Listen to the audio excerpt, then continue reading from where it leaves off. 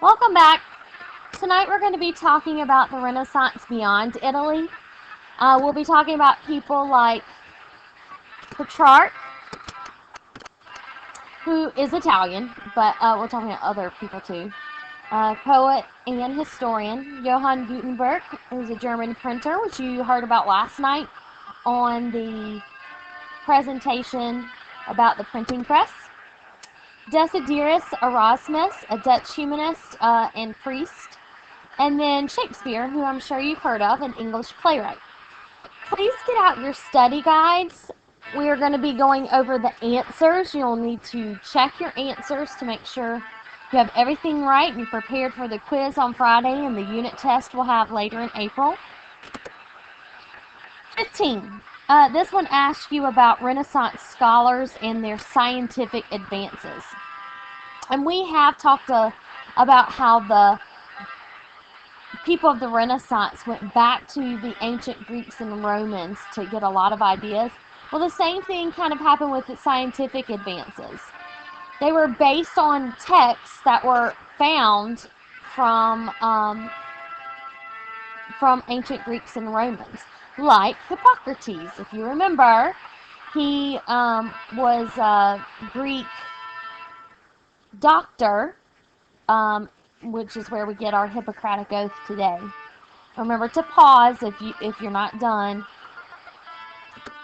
16, ask about advances in each of these areas: math, engineering, and astronomy.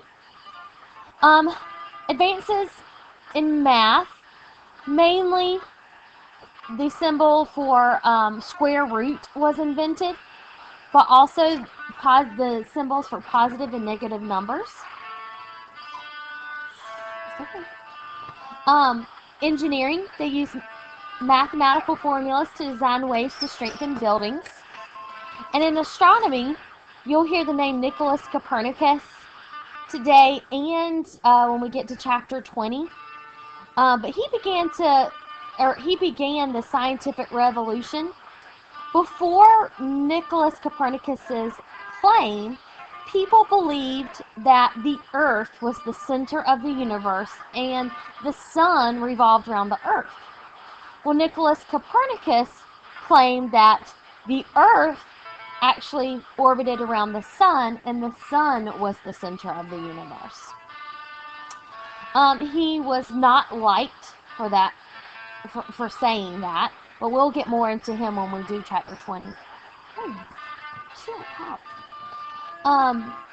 Later, Galileo Galilei proves Copernicus's theory by inventing the telescope, and you've seen my little picture on my desktop background, my wallpaper or whatever, about Galileo and the song, anyway, you've seen that.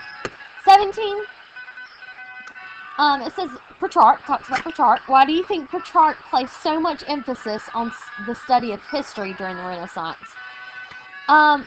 Basically, the discovery of these ancient Greek and Roman texts proved that history was important.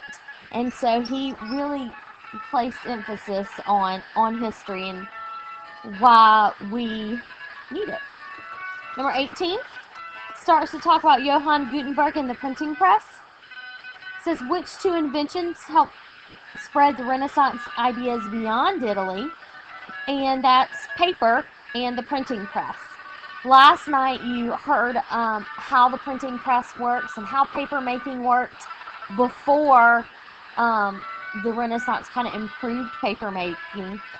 By improving paper making and improving the way books were made, more books were produced, and when you have more of something, it made it available. So papermaking and the printing press helped increase educational opportunities, made books more affordable so that everyday people could have them and not just the rich.